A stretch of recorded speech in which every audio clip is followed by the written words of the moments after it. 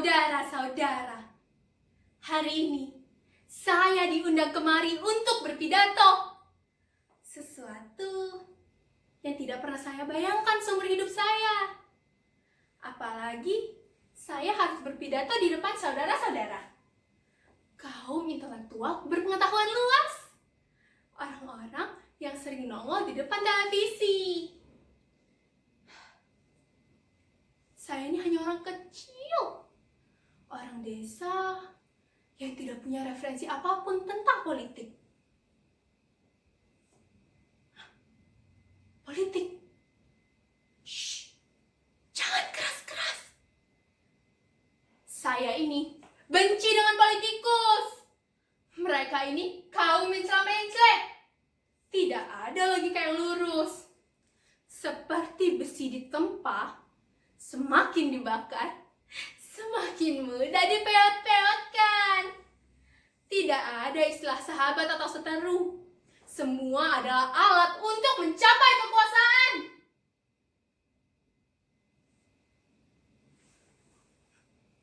Apa? Shh. Ya, ini lagi soal ciduk-menciduk. Waktu itu, pada bulan Desember tahun 1965. Waktu itu umur saya mungkin baru 20 tahun. Harusnya saya udah lulus SMA.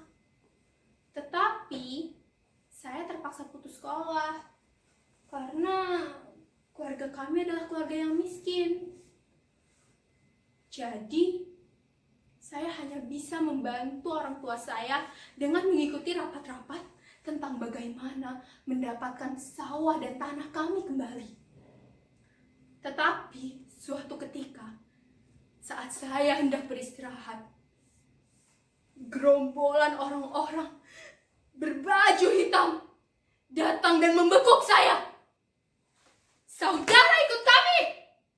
Saudara antek-antek PKI! Saudara, saat itu nyali saya langsung ciut. Muka saya pucat pasi.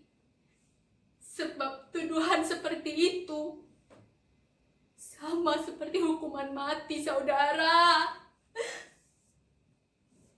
Lalu saya berusaha meyakinkan mereka. Bukan, Pak. Pasti bukan saya orang yang Bapak maksud. Bukankah jelas bahwa nama saya sudah dikorupsi?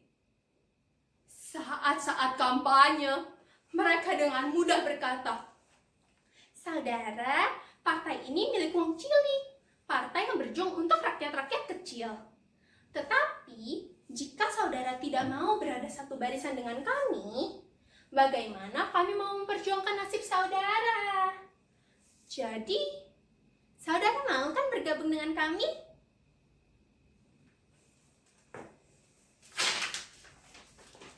Kalian semua dengar itu?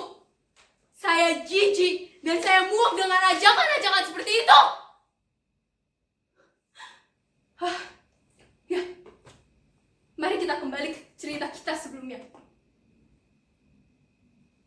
Orang-orang itu, mereka kembali berkata, "Nama saudara ada di dalam daftar. Sudah, jangan rewel. Saudara itu benar kan? Yang bernama Tel. Nah, ini saya sengaja menunggu mereka untuk menyebutkan nama itu, sebab saya yakin nama itu bukanlah nama saya dan bukan saya yang mereka maksud. Lalu, ketika saya berkata kepada mereka bahwa nama saya ini Meler, saudara tahu apa yang mereka katakan selanjutnya? Mau teler kek, mau meler kek, pantang mengembalikan barang yang sudah kami ambil. Nah, tidakkah cerita saya menyayat hati saudara-saudara?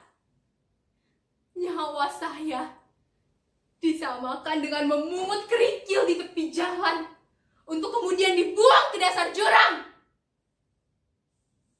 Tapi begitulah saudara pada zaman itu. Saya hanya bisa menunggu seperti domba yang hendak disembelih. Lalu di suatu malam yang gelap, mereka menaikkan kami ke sebuah truk dan membawa kami ke sebuah gudang di pinggiran kota. Ketika kami dijerumuskan ke dalam gudang itu, saya bisa melihat banyak orang duduk di lantai dengan tangan terikat. Beberapa di antara mereka saya kenal. Mereka sama seperti saya, petani yang tak melek huruf. Bagaimana orang-orang tidak berpendidikan seperti kami bisa menjadi lokomotif penjatuhan sebuah rezim? Lalu, ketika saya berjongkok untuk memastikan bau amis di lantai, saya bisa mendengar derap langkah kaki tentara-tentara itu di sebuah balkon di atas kami. Sebentar lagi saudara, ketika terdengar suara krak, krak, krak, timah-timah panas akan segera berada dalam tubuh kami, menyarangi tubuh kami. Tapi sebenarnya, diam-diam saya bersyukur saudara, bahwa saya masih bisa diberi kesempatan untuk mati di ujung senapan. Lalu, karena temaram cahaya, saya bisa melihat genangan darah di lantai berkilauan. Sebentar lagi, ketika terdengar suara tembak, maka genangan darah saya akan menyatu dengan genangan di lantai itu, saudara.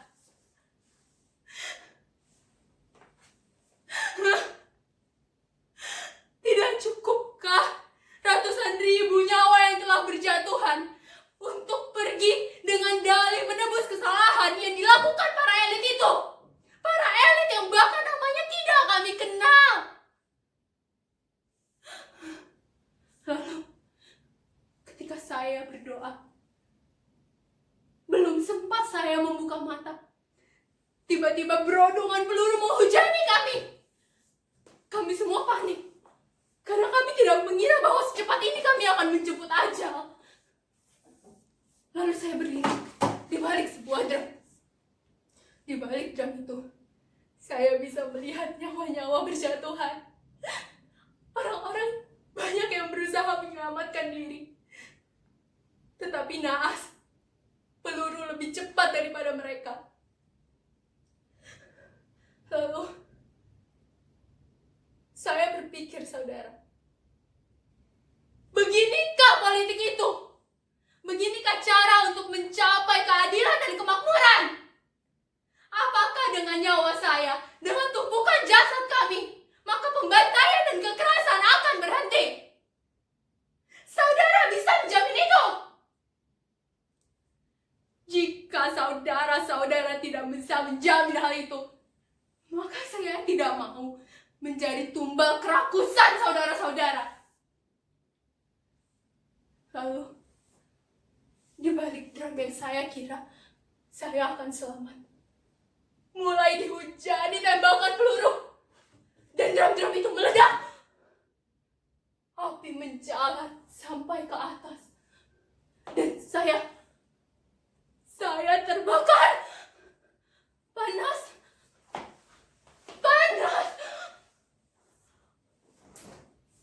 Bau hangus daging menyebar kemana-mana.